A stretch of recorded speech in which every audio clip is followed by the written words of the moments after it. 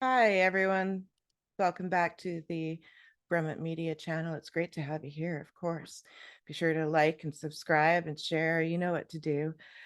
Today, I get to answer a question from JJ. Now, JJ is from the UK, I believe, and asks, what is the easiest or maybe the hardest part of writing a book?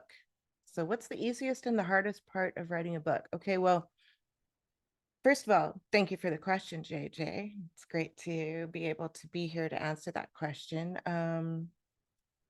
Choosing to work in the world of writing as a career, it can be exhausting and it can be exhilarating and it can be demanding and rewarding and difficult and addicting. The most difficult part is letting your baby go, knowing it's never going to be perfect. It's never going to include all there is to know about any one topic, but you release it in faith, knowing that you have something of value to offer to the world. And you have to learn from your mistakes and just move forward, instead of looking back with regret and lament about things.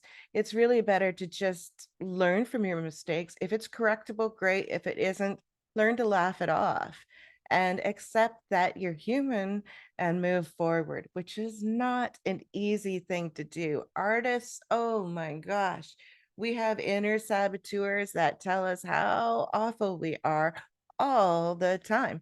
And so, that's a big hurdle to overcome. You have to break down your own limitations, be willing to go beyond, step into the fear. I was just listening to an interview I did quite some time ago, I think on the Go Find Nervous podcast, an excellent podcast about stepping into the fear.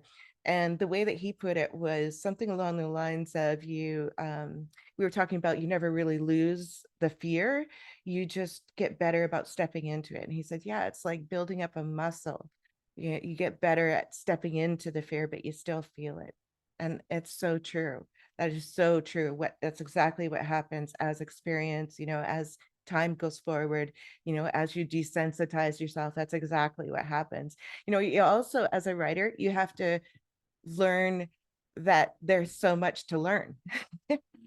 You're going to be learning about new tools, new marketing uh, genres, and networking opportunities, and you're going to be taking courses all the time and attending meetings and webinars and networking events and writers groups and all of that kind of thing you're going to be doing like on a constant basis so that you can develop your skills as a writer. It's great to collaborate with other writers. They're not all competition. We all want to help each other out.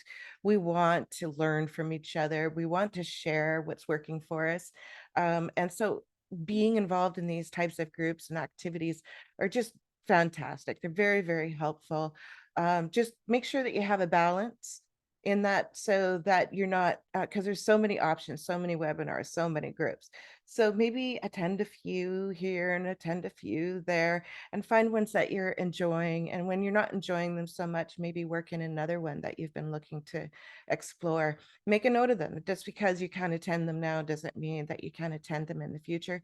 So just make sure that it's not all consuming.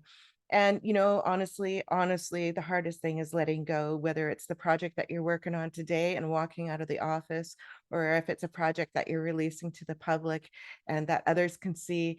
Turning off that monkey mind, quieting that inner critic, and just going forward despite that sometimes crippling fear is, I guess, both the hardest and the easiest part of being a writer. Does that make sense, JJ? I hope that answers your question. Thank you for asking it, and thank you everyone for dropping in and visiting with us today on the Brummett Media channel. Again, don't forget to subscribe and share and like, and I want to hear your comments. I want to read those comments. So please do that as well. Thanks everyone for coming in today.